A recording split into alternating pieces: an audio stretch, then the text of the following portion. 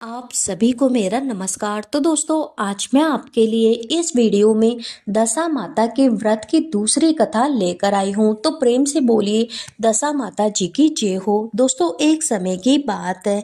एक राजा के दो रानियां थी। बड़ी रानी के कोई संतान नहीं थी, किंतु छोटी रानी के एक पुत्र था। राजा छोटी रानी और उसके पुत्र को बहुत प्रेम करते थे। यह देखकर बड़ी रानी को बड़ी ईर्ष्या होती। वह राजकुमार के प्राणों की प्यासी हो गई। बड़ी माँ ने उसके गले में काला सांप डाल दिया। वह लड़का दशा रानी का दिया हुआ आशीर्वाद था। तो दशा रानी की कृपा से लड़के के गले में पड़ा हुआ सांप आप ही सरक कर भाग गया। उसे विष के लड्डू दिए। जो ही खाने को कहा त्यों ही दशा रानी ने किसी दासी के वेश में प्रकट होकर लड्डू छीन लिए। बड़ी रानी ने उसे पकड़कर गहरे कुएं में डाल दिया और दशा रानी ने उसे बीच में ही रोक लिया। जब दोपहर का समय हुआ और कुंवर कहीं नहीं दिखाई दिया, तब राजा रानी को बड़ी चिंता हुई। जहां तहां लोग उसकी तलाश करने लगे। राजा रानी पुत्र शोक में रोने लगी।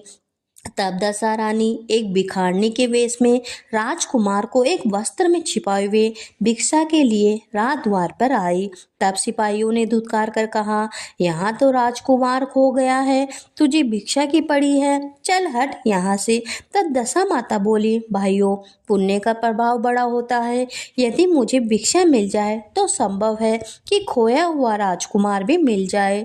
यह कहकर वह देहरी के भीतर पैर रखने लगी। उसी समय दशा माता ने एक वस्त्र में से बालक का पैर हटा दिया। सिपाहियों ने समझा कि अभी कुंवर इसी के हाथ में है, इसे जाने दो और कुंवर को भीतर छोड़ाने दो। उधर बाहर आने पर लगेगी तब पकड़कर बिठा लेंगे। दशा माता कुंवर को लिए हुए भीतर चली गई। उसने राजकुमार को चौक में छोड़ दिया और वहां से वापस होकर चली, परंतु रानी ने उसे देख लिया और उसे डांट कर कहा, तुम कौन हो? तूने 3 दिन से मेरे लड़के को छिपा कर क्यों रखा है?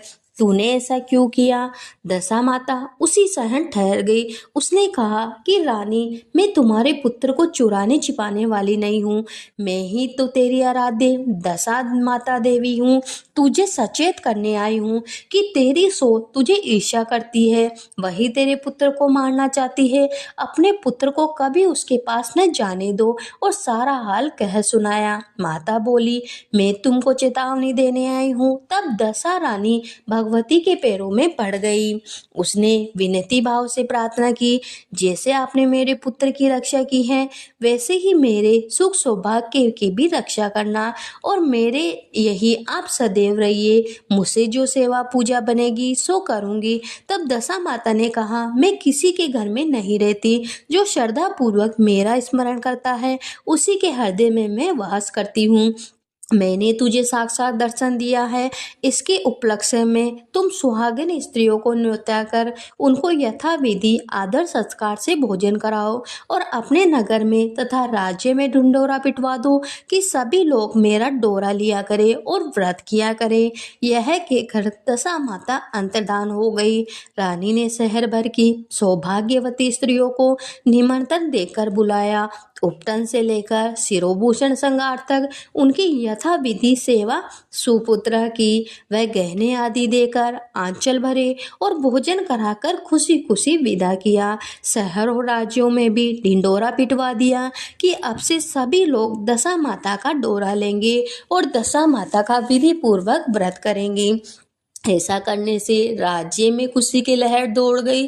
सभी की मनोकामना पूरी होने लगी। हे दशा माता, जैसा आपने रानी के पुत्र की लाज रखी, वैसे ही आपकी कहानी सुनने वाले, हुकारा बढ़ने वाले, आपका डोरा लेने वाले सभी की मनोकामना पूरी करना, सभी पे अपना आशीर्वाद बनाए रखना, सभी के कष्ट दूर करना, सभी को संतान का सुख देना। तो प्रेम से बोलिए दशा माता जी की जय हो।